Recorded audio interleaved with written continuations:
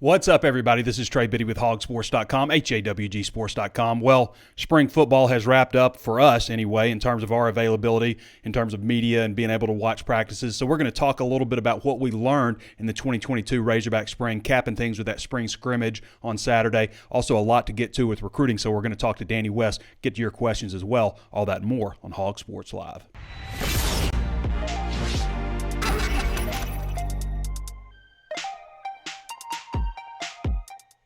Before we get started, I want to remind you there's plenty of ways to watch and listen. You can always tune in on Facebook Live. Be sure to throw us a like there. Become one of 85,000 Razorback fans to follow the page. Also available on YouTube. Be sure to throw us a thumbs up there and subscribe to the channel. Hit the notifications bell so you're alerted anytime we upload new videos. Also available on Apple Podcasts, Spotify, Stitcher, anywhere else you can think of to find your favorite podcast. We'd love the highest rating. You can give us a 5-star review on Apple Podcasts and say something nice about the show. Let others know what to expect when they're looking for Razorback content. All right. What are we going to start off with today? We could talk a little bit about Sam Pittman's contract. A little birdie tells me that it's going to be a little bit, maybe a week, maybe weeks before all the details come out and everything's signed and stuff. But it is in the hands of the lawyers right now, so they have agreed to the terms of the new contract. Let me get this off of here. They have agreed to the terms of the new contract, so that's the big step right there. Sam Pittman likes what they offered. They like what they offered, I guess. As Sam Pittman kind of said, they agreed, I agreed, we both agreed, so we'll see what happens with that. There's been a lot of speculation. I mean, I would probably expect, he mentioned that there's a non-compete, obviously, so there's a non-compete that's, I would assume, going to keep him from taking any other coaching job. Maybe is it just the SEC? Is it any coaching job? Obviously, Arkansas, as he said, can fire him. There's certainly not anything trending that way right now. But Sam Pittman wants to be at Arkansas the rest of his coaching career, and this looks like this will be the deal that keeps him here. And I would expect somewhere in the middle range, maybe some incentives. I don't know. I mean, he was making $3 million a year, so what's middle of the pack in the SEC? $6 million? How many times do you double your salary? Not often. His last contract, he more than doubled his salary. So not often that you get a chance to double your salary in the same job, but is that going to happen for Sam Pittman? Is it going to be $5 million? We're going to find out. I mean, he's certainly shown he's deserving as much as any other middle-of-the-pack SEC coach right now. I mean, that's where he's finished. And there's going to be incentives, obviously, to get you to higher levels. If you reach a bowl game, or you reach a certain level bowl game, or you reach a New Year's Six bowl game, or a college football playoff, or the championship game, all those things. So it'll be interesting to see what comes out of that. I would expect at least a week, maybe more, before everything's signed. Scrimmage stats, not that impressive. Anybody who watched the Walk and Talk, we talked a little bit about some of the things that I'm about to talk about. I didn't actually go into the contract stuff just because, you start talking and it's not scripted or anything like that. So I didn't have anything but in front of me. So people were asking me, why didn't you talk about the contract? But I don't know. Crazy, I guess it slipped my mind. But the unofficial scrimmage stats, not anything too extraordinary. I think being inside hurts the offense a little bit, just the environment of it all. It's different than being outside in a stadium on the field. Not that it should help the defense, but I think it just kind of hurts the offense a little bit. KJ Jefferson was 8 of 14 for 74 yards. Malik Hornsby, 4 of 14 for 52 yards. Danny has him with 2 drops. I counted 3 drops. There was also a couple good plays by defensive backs batting balls down. So I don't know that Hornsby's numbers are as bad as they actually came out. Cade Fortin was 4 of 9 for 70 yards and a touchdown. Nobody really just jumped off the page as far as receiving, as you could expect from the passing numbers. Harper Cole led all receivers with 3 catches and for 41 yards also. So led them in both categories.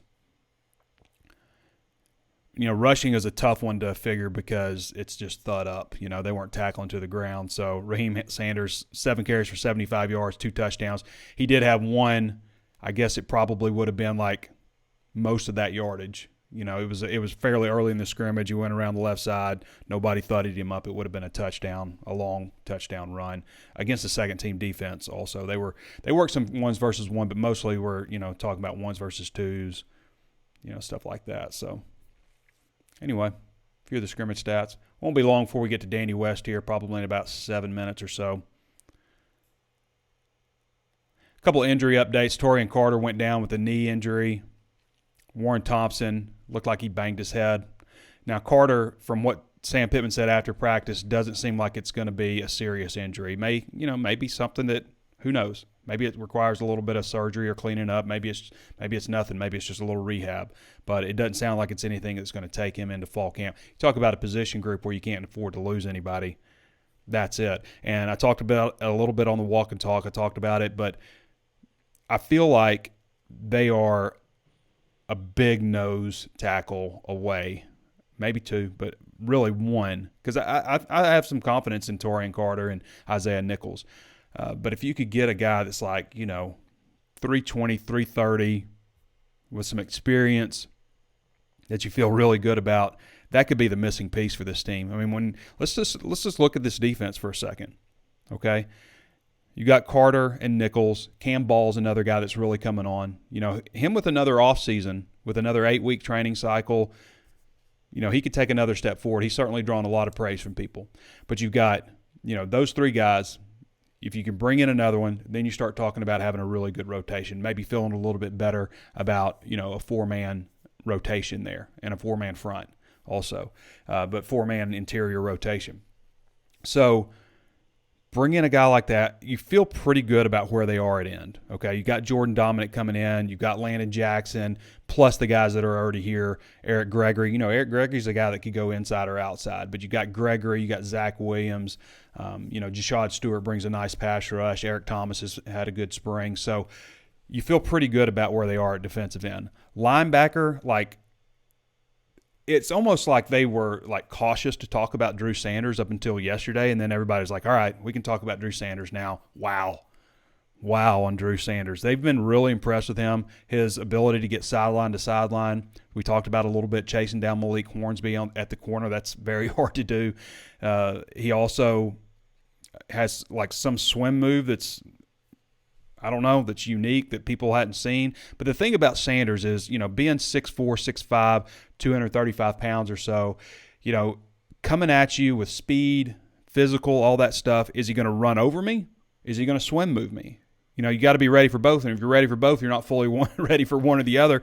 And he's made a lot of people look foolish. And apparently he hasn't really taught it to anybody yet, but that's something that he's planning on teaching everybody. I don't know, but the reviews on Drew Sanders have been really, really positive. So you feel better about linebacker. I like Christopher Paul also. I think he's going to be your third linebacker, a guy that kind of rotates around. You've got some guys that you feel good about for the future, but Jordan Crook's young, just a freshman, but he could be another guy. Marco Avance, a guy that's been injured a lot. And, of course, you got Bumper Pool, who's going to start beside Drew Sanders. I think that's how that's going to play out. So you feel good about that. Cornerback, with McGlothern back in, Malik Chavis, I think, had a really good spring also. But McGlothern, Malik Chavis, Hudson Clark, there's three cornerbacks right there. And, you'd obviously like to have four, but really you've got a top guy that's going to be the guy for both sides. In safety, there's a lot of competition there. There's a lot of depth. You got Jalen Catalon, obviously. You got other guys with some experience, Simeon Blair, Latavius Brini, who hasn't really impacted there. Oh, I forgot to mention Kari Johnson, who could play cornerback or safety. Miles Slusher can play a variety of different positions. A guy that hadn't been talked about a whole lot either is Ja'Cory Turner. I like him too. Jaden Johnson played some last year. I look at this defense and I'm like, man, they have some pieces. They really do. And they've got some experience. They've got size. They feel fast. You got Bumper Pool, Jalen Catalon coming back. I mean, there's a lot to like on this defense that was, pretty middle of the pack last year, which is way better than they've been in the past. Okay?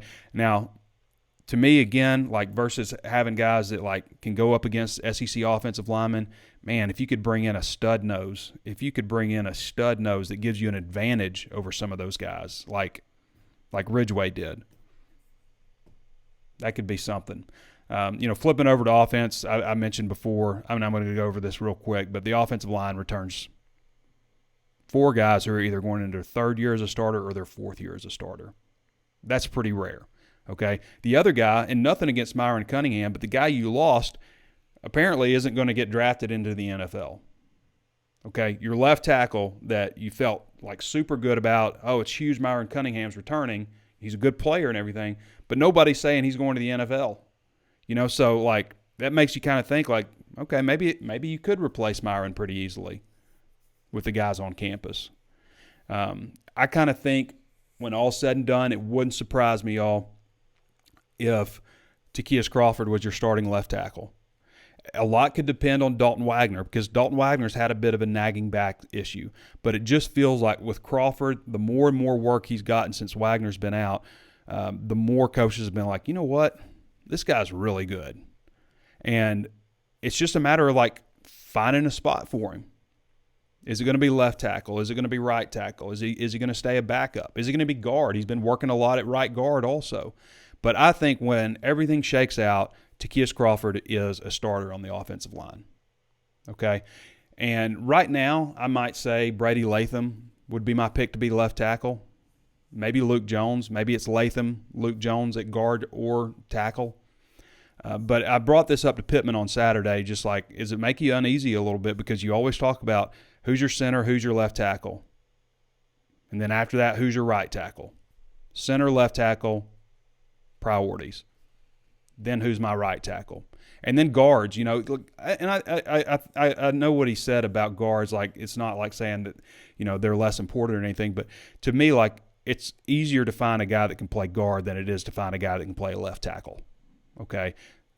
Sometimes maybe your best backup tackle could be a guard, unless they're extremely tall. Usually you don't really see that they used Dan Skipper at guard his freshman year. So you feel good about the offensive line. Obviously, you feel good about quarterback with KJ Jefferson. Not going to go into a whole lot of detail on KJ. They're thin at quarterback. Wide receiver, I just feel like you have to use Malik Hornsby at wide receiver as much as possible. He's the guy, as I mentioned Saturday, and for some reason I have this in my head, 19 catches and a 21-yard average. Feel good about running back. They got a stable there. Running behind an experienced offensive line. Trey Knox can be a weapon at tight end. We know Hudson Henry has a lot of ability and potential. Special teams, Cam Little. Guys, hey, I don't want to get ahead of myself. And I was like, am I overdoing it? Am I overthinking this? But they won 9 games last year. Okay? And they've got the good home schedule this year, where they don't lose a home game with the Texas A&M game.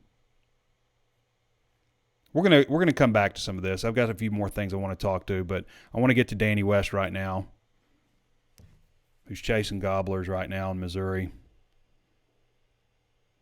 But it was a big visit weekend. Obviously, Jaden Rashada came in. There's an article on HawgSports.com if you want to check out any of that stuff, where Rashada talks about his visits, what he liked about it, what his plans are coming up. Danny, how you doing, man? Hey, buddy. What's going on? Oh, not much. Just talking a little bit about spring, wrapping things up kind of, and thought we'd take a break and talking about that and jump over to recruiting because there was so much that happened this weekend with visitors coming in, some big-time guys, and I kind of just thought maybe I'd just let you take it away.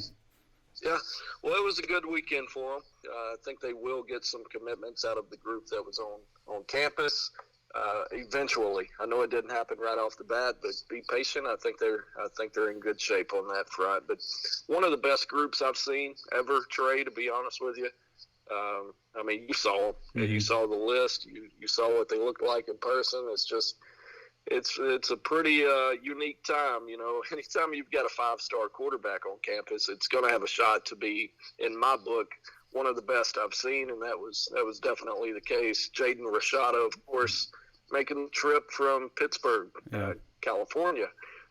He was one of many, but, the list goes on. Cedric Baxter, those are 2 of the top 50 players in the country for this year's class. They've had 5 guys in the top 50 visit Arkansas this year. That blows my mind. And then that's just the 2023 class, right? Mm-hmm. Think about 2024, all those top 100s that have been here. You got several more coming back again this weekend. So, overall, I think it was a really good weekend for them.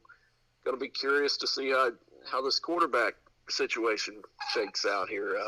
in the coming weeks. Yeah, because it feels like Malachi Singleton could make a decision sooner, and then Rashada maybe he's kind of talking. I'm going to come out with my top 5 soon, a little bit. So it feels like a little bit later on him. So if Malachi Singleton wants to come, you can't turn down Malachi Singleton. I mean, I wouldn't think so. A guy's a stud. So he's a stud, man. It's the most interesting quarterback search. I'm calling it a search. I hope that's okay with you, Trey. But I mean, just the on-campus situation right now. You got two guys on scholarship.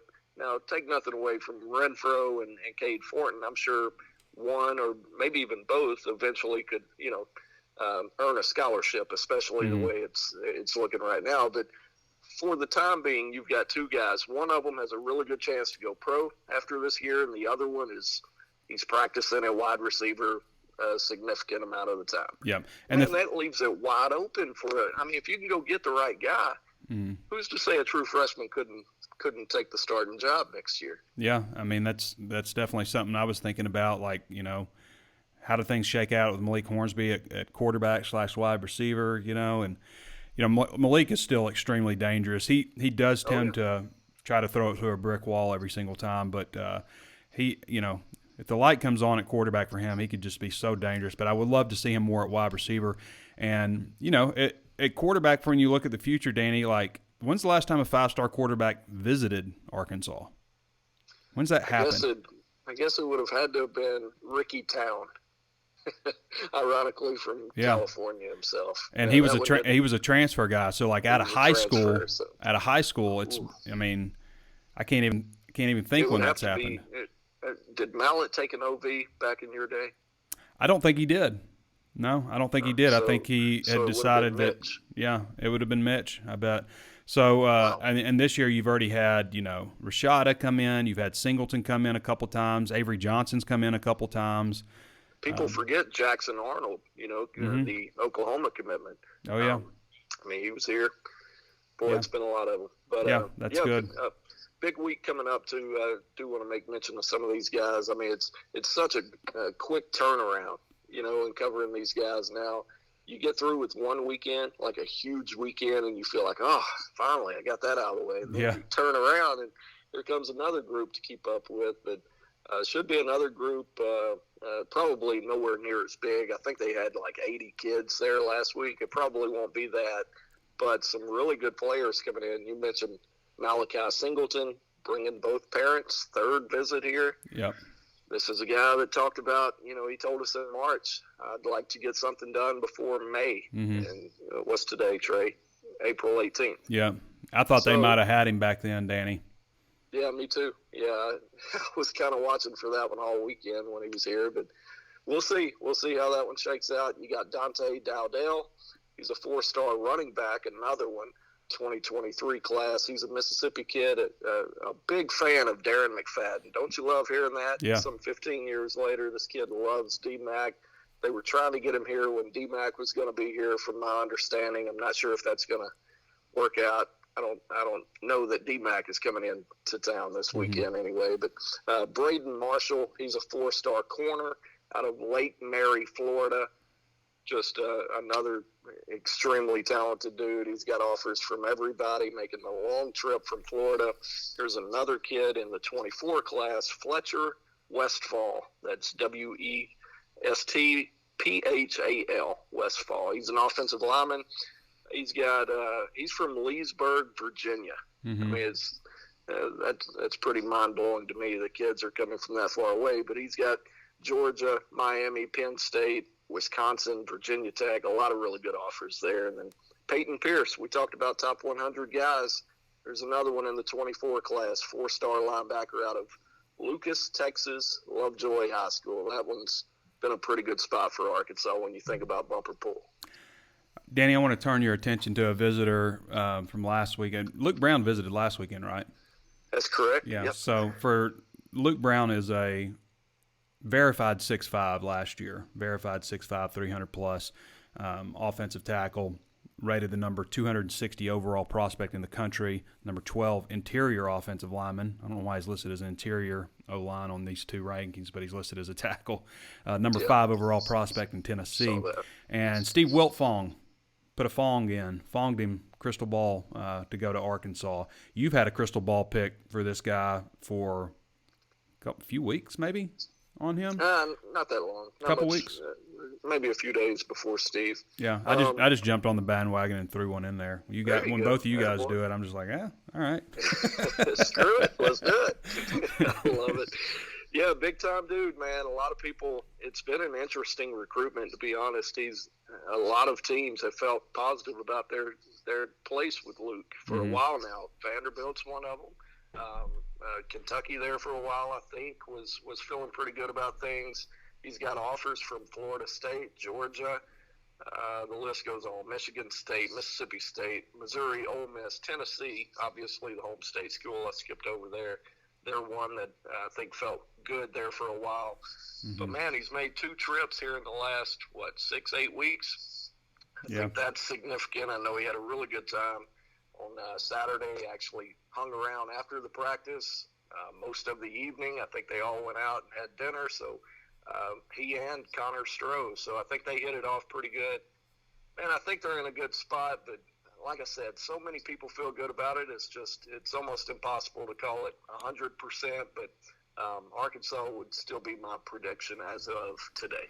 I think he would be the 3rd highest rated commitment in the class, which would move Arkansas up. But I've got interesting news for you, Danny. Arkansas has moved in the national rankings after weeks being number 3, months, I guess, of being number 3 in the nation. They have plummeted all the way to number 5.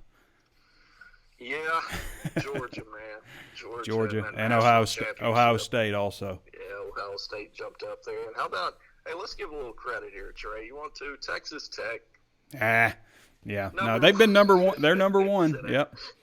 Number 1 in the country. I forget the coach's name. I'm sorry. No disrespect to the coach, but he was a high school coach there in Dallas, I think, for a while. Man, what a class he's got going. 15 commitments. That obviously helps their ranking quite a bit. But, man, they've got – you would like to think that they would look over at Arkansas and say the same thing. So 2 programs in the top 5 right now that not a lot of people probably predicted. Also, Danny, not to overlook, Arkansas's got 10 commitments right now. In addition to all the recruits that they had in, they also had Luke Hotz in, who is the number 1 ranked prospect in the class, number 66 in the nation. Jaden has now, Trey. Has. Okay. Yep, sorry. All right, has. Say it 3 times and use it in a sentence. Yeah. Jaden Ham also. I think that we got that one right. Jaden Ham, who's the number 3 ranked prospect in the class, number 330 nationally, who was also in town. And Quincy Rhodes Jr., number 384 nationally, who is the 4th ranked recruit in the class. Shamar Easter wasn't on hand, right?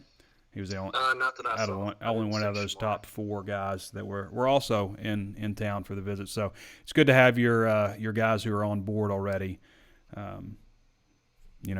helping you recruit when you have a big visit weekend. The only thing that didn't work out really is the weather, and it's a shame because I think the weather would have been fine for the game in the stadium. Yep.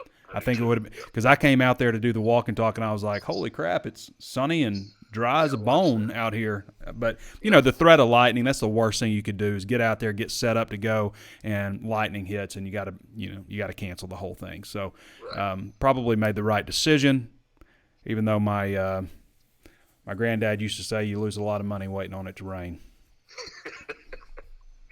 That's a smart man right there. That's a fact. As I look out over all these fields here in northwest Missouri, I think of all the farmers. That makes sense to me. Yeah. You kill any turkeys yet? No, man. I heard a bunch this morning, but they're all across the highway over here on the neighbors. So maybe they'll come over to play tomorrow. All right, Danny. Anything else you want to chime in with?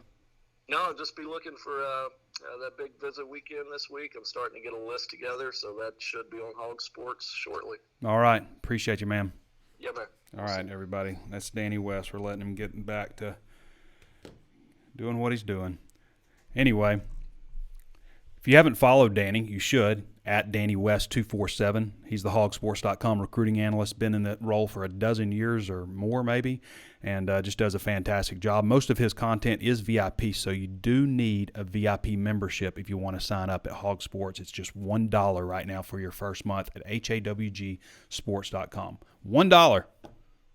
That's a heck of a deal. You come try us out. The good thing about it is you try out HawgSports for $1 for your first month, you realize like what everybody else does once they sign up. Like, well, I've been missing this the whole time. I'm a diehard Razorback fan and I didn't know about this. This is what you're going to tell yourself when you look at our Razor's Edge message board, the activity and the news that drops there, all the content, all the features that we offer. And then you're going to realize when your promo is up that you're going to get Paramount Plus for absolutely free, which is $100 a year. Commercial-free Paramount Plus. What's Paramount Plus got on it? Well, it's got Halo. If you haven't watched Halo, I just got into that. I didn't really play that as a video game as a kid, but it's fantastic. I mean, I'm on episode 4 now, and it's really taken off. Yellowstone fans, you get Yellowstone 1883, which I'm not going to spoil that for you at all. I'm not going to tell you anything, but it's completely amazing. It's incredibly well done. It takes place like Oregon Trail type stuff. That's not spoiling anything for you. What else? Picard, for you Trekkies out there. Picard is a fantastically done show. It's in season 2 now, so they got 2 seasons up there. Star Trek Discovery, I think, is like 8 seasons or something. And then there's a ton of other content. There's stuff from like Nickelodeon. I mean, the whole Paramount Global umbrella is under here, like for movies, TV shows, everything from Smithsonian to BET. I mean, CBS, Nickelodeon, all that stuff. It is an important streaming service to have if you like great programming. So that is absolutely free at HawgSports for as long as you're subscribed. As long as you're subscribed. Once that $1 promo for the first month ends, you can get Paramount Plus. If you're subscribed to HawgSports the next decade, then you've got a decade worth of Paramount Plus for free. It's a pretty solid deal. Pretty solid. Thanks for listening. I know some of y'all are like, how do I fast forward through that? But I need you to listen to it. I also need you to throw a thumbs up real quick. You didn't do it, and I need you to throw a thumbs up. By the way, we've been posting some videos of press conferences and stuff on this channel. I normally don't, and I mentioned that earlier. The reason we don't is because sometimes it hurts the algorithm and stuff. But the audio is something that we've gotten some complaints about. And to be honest with you, the sports information department has to break down video stuff all the time because we don't have, aside from in the stadium when we do stuff in there, which is mainly after games, or occasional off-season stuff.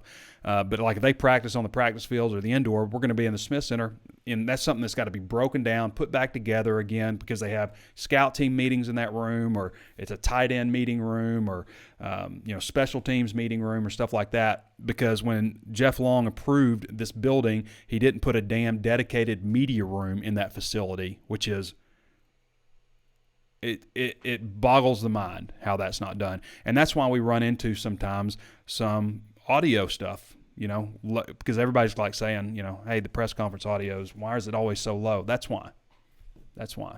And the other option has been for us to crank it up on our end, but that makes the audio clip. And I guess you'd rather have it clipping. For those who don't mean clipping, it's like when it's like blaring out at you because I don't want to explain all that, but it's blaring, and you don't want it to be like this,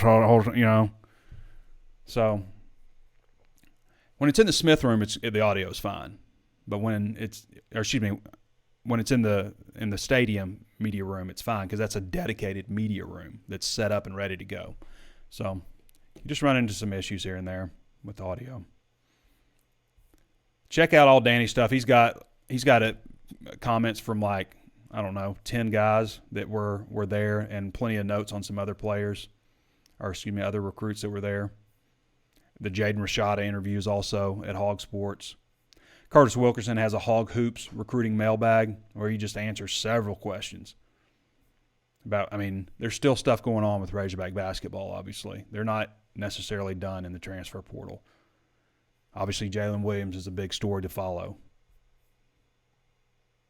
I want to get to your questions here in a second. I just want to make sure I've covered everything. Oh, I wanted to talk about ESPN's FPI. So ESPN recently, last week, released the FPI for 2022 preseason. For those who don't know what the FPI is, it's the Football Power Index. Okay? So it's a formula. Now, last year I thought was an absolute, what are they doing? Why would they release this when it's obviously so flawed? Why can't I bring it up? There it goes. All right, so that's backwards order. Hold on. Let's go top 10. Number 10, Auburn. Auburn, which has had so much off-season turmoil, which is a 6.5 win projected team. I messed that up by the odds maker. Is the number 10 ranked team in the country on the ESPN FPI. Come on. Pittsburgh Panthers are 9. I'm not saying they can't be good, but I mean they did lose. They lost Kenny Pickett. Oklahoma Sooners is 8. I mean, they've got a lot of change going on, and they're 8th. Michigan is 7th. Okay. Texas is 6. The Texas we saw last year, I mean, obviously they got another year, but Texas is 6. Based on what? Based on what we saw last season? Notre Dame's at 5. Sure. Clemson's at 4. Sure. Georgia's at 3. All right. Ohio State 2. Okay. Alabama's at 1. I can understand a lot of this, but Texas and Auburn? I get it. We're not playing last year's schedule. Arkansas, didn't finish with 3 wins just because they did the year before. I understand that. But it's a little surprising that a formula, this isn't like somebody looking at it and saying, you know what, they've got this piece, and this piece. It's not a human doing this. This is a formula, and that's the formula? That doesn't make any sense to me. Arkansas is not on that list. Arkansas, which finished 21st, which has a ton of guys coming back, which has the favorable home schedule. I mean, it's a tough schedule. You see Arkansas' schedule, and it's like, number 1. I've seen them number 5. So maybe ESPN looked at it and say, you know what, Arkansas' schedule is so tough they don't deserve to be in there. So let's look. Let's see what our Arkansas schedule is on ESPN's toughest schedule rankings. Auburn's number 1. So Auburn's number 1, but they're ranked 10th, so they weren't okay. Mississippi State's 2, sure, SEC team. Georgia Tech is 3, ACC. Vanderbilt's 4, sure, they got to play everybody but Vanderbilt. Tennessee's 5, okay. SEC East team. You get LSU and Alabama and Georgia. All right, okay. Where's Arkansas? Arkansas's not here. Alabama's 6. I mean, they're SEC West, yeah. They don't have to play themselves. Texas A&M 7, sure, West. South Carolina, they have to play Arkansas this year as their cross-divisional. Yeah, okay, all right, okay. South Carolina. LSU, sure. Indiana. They got to play Cincinnati. We still haven't seen Arkansas. So Hoosiers got to play Cincinnati, so it's super tough now. Nebraska and Michigan. Ohio State, Michigan State. Okay, I mean, it's sure. Western Kentucky. All right. Where's Arkansas? Not 11th, not 12th, 13th. So Arkansas has the easiest schedule they had in years, but they're not good enough to make the ESPN FPI. What's going on, ESPN? You just got interns running the show over there? I mean, you look at Arkansas's schedule, guys, it's Cincinnati opening up. I know Cincinnati got to replace a quarterback. This is a program that's been solid for well over a decade. South Carolina was trending up at the end of the season last year. Won the Belk Bowl. Coach got mayonnaise dumped all over him. Which, why would Beamer get, like the losing coach should get mayonnaise dumped on him? Not the winning coach. Dump mayonnaise on the losing coach. And not the Belk Bowl, the Duke's Mayo Bowl, excuse me. Missouri State, I know that's like, they made the FCF playoffs last year. And I know it's an FCS team, but it's still Bobby Petrino. You can't underscore the idea of Bobby Petrino coming back to Fayetteville. Texas A&M and Arlington, tough. Alabama, tough. At Mississippi State, it's not going to be easy at all. Arkansas has had their number, but it's at Mississippi State. They got a good quarterback. At BYU, nationally ranked last year. At Auburn, it's on the road. Auburn's dealing with a lot, but it's on the road. Liberty, Hugh Freeze. They got to replace a good quarterback, obviously. The guy's going to get drafted in the first round, but Liberty has been pretty solid under Hugh Freeze. LSU in Fayetteville, Ole Miss. That's what they say is Arkansas's trap game this year because you got all these Fayetteville games. You got Liberty, LSU, Ole Miss, and then Missouri at Missouri, which they should win, which, by the way, that was moved to Friday now. So it's Friday, November 25th, day after Thanksgiving, just like we'd expect. I'm still holding out hope that they're going to move this game to Arrowhead, because if you remember pandemic year, this game was supposed to be played at Arrowhead. So I'm hoping that would be sweet. It'd take 2 hours off my drive. That would be sweet to play in Arrowhead. So, yeah. Ole Miss is the trap game. Is it a trap game or is it just a tough game? I look at like Missouri State or Liberty kind of as a trap game. So ESPN came out with their way too early top 25. All right, so this is a human putting together a top 25. Mark Schlabach.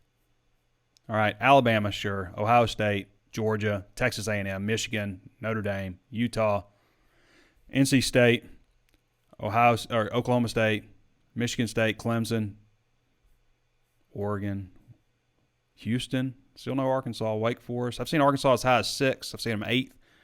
Iowa, Wake Forest, Baylor, Arkansas, no. BYU, Oklahoma, Cincinnati, Arkansas is 20th. Okay, so they're going to do about the same they did last year, I guess. Do about the same they did last year, according to these guys. I'm on record saying, like, I'm not going to like say final 10 games, but they look good, y'all. I mean, they look big. They look as big as I've ever seen them look. They are a big, big football team. They are a veteran football team. They have the good home schedule. There's a lot that kind of feels like it lines up right now. The transfer additions that they got aren't just going to, like, practice.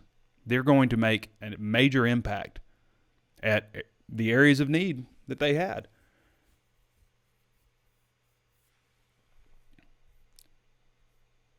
I think they're in for something special this year.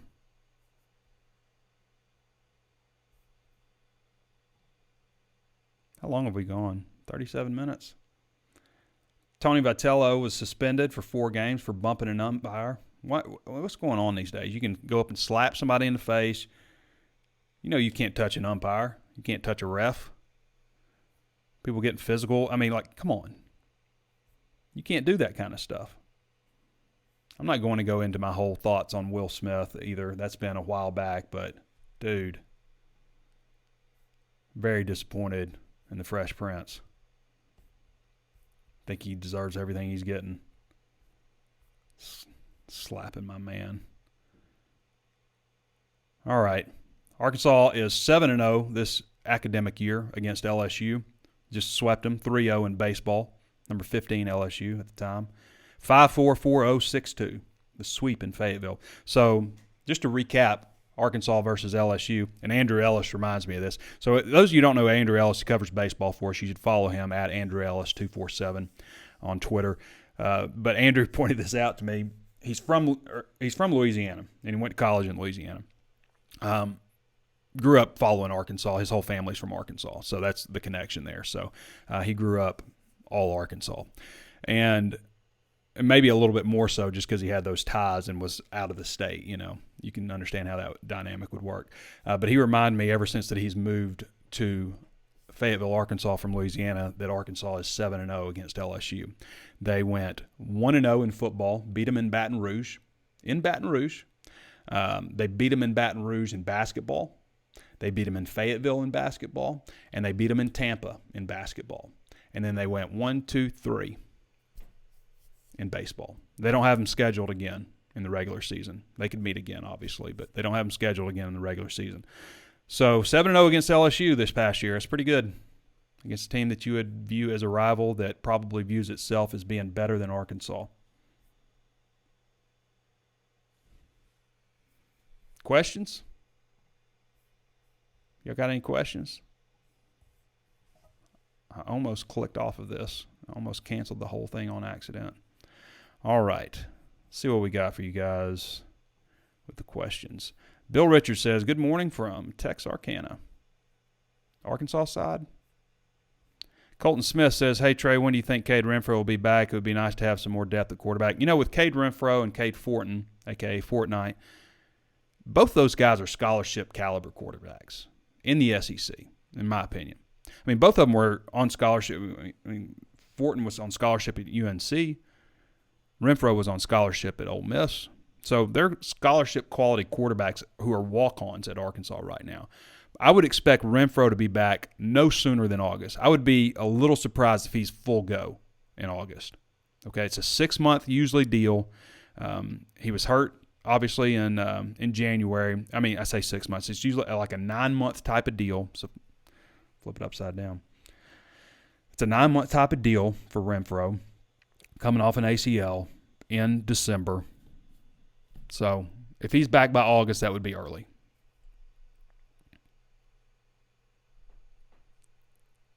Greg Williams, you got the notification? That's good. James Hill says D-line showed out. One of the DNs had 3 tackles for loss and 1 sack.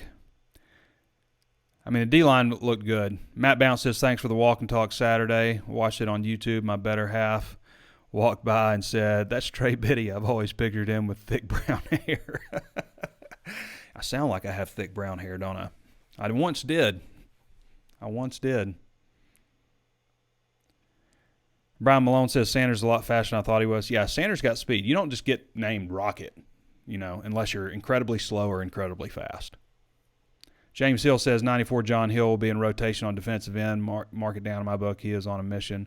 I would be surprised by that. I think he is a guy that, he looks good physically. He got in the backfield and made a nice TFL on Saturday. But not that I wouldn't be surprised to see him play, James. But I think what they've got coming in, they've got your top 4 guys, obviously, that are already there. Landon Jackson coming in, Jordan Dominic coming in. So that's a lot coming in. But I do think that John has good size, okay? I noticed the hit that he made on Saturday when he got into the backfield. And I don't know, I wouldn't rule him out playing a little bit, but, at least this year. But I think that special teams, obviously, there could be a role for him there. I think he'll definitely play. But that's a lot to overcome the guys in front of him right now. That's just my honest opinion, James. Hey, seems like a good kid, by the way. Jeff Brown says, heard we left a really good impression on the QB from Cali.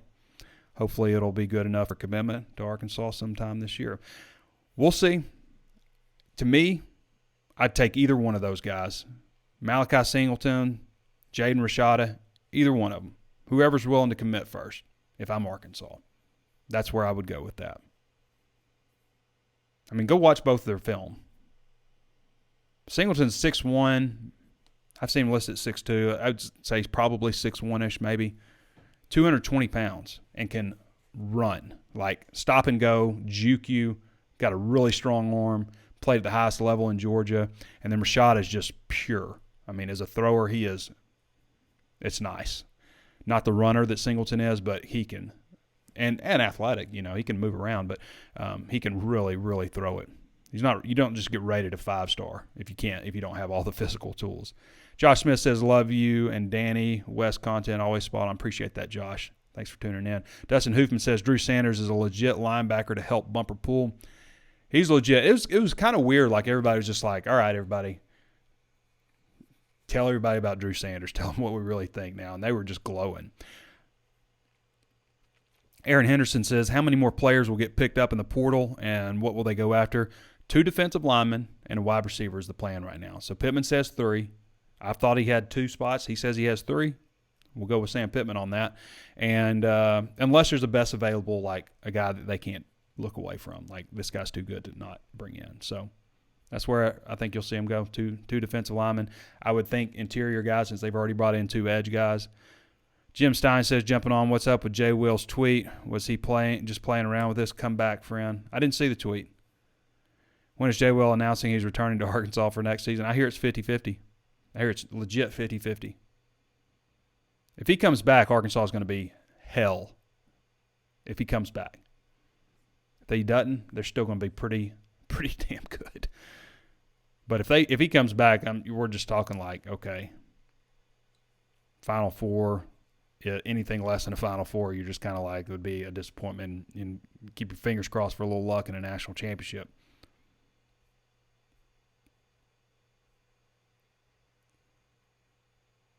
Let's see. I'm not sure on that, Brian, on the Jonesboro quarterback. I haven't looked at him yet. John Sullivan says, would you be happy to take singles and commit this weekend, losing out on Rashada? Yes. Yeah, I would. Like I said, either one who jumps on first, you take him. I love Singleton. I think he has so much ability, so much potential. Reminds me a lot of KJ, not as tall as KJ. I feel like he's more polished as a passer than KJ was coming out. A little different style of runner. But, yeah, I'd take either one of those guys right now. Dustin Hoofman, I mean, like if you're recruiting quarterbacks right now, obviously you show them the depth chart. You show them the numbers. They're not very good. You know, KJ Jefferson probably moving on next year, and you got, you know, one guy and then a couple of really quality walk-ons.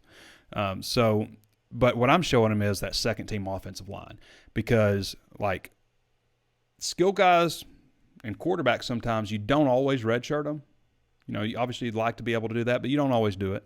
Especially in this offense, it's not as necessary to redshirt a quarterback because they can come in and play earlier in this type of offense versus, like, you know, Brett Bielema offense, more pro style. It usually takes a little bit longer to understand everything. So you can play a quarterback pretty early in this offense.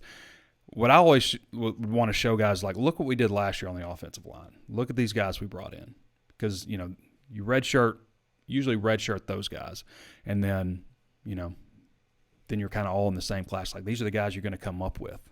Did a strong job in recruiting wide receivers last year. So, when is Dominic Johnson supposed to be fully healthy? Sometime this summer. It sounds like maybe they cleaned up a knee a little bit, you know, so sometimes that's just a few weeks. Get him fully healthy. How much play time do you think Malik Hornsby will get? I would like to see him at wide receiver a significant amount, not like 1 or 2 times a game gimmick. Like, I'm talking like 20 reps at wide receiver. More, maybe, if you can.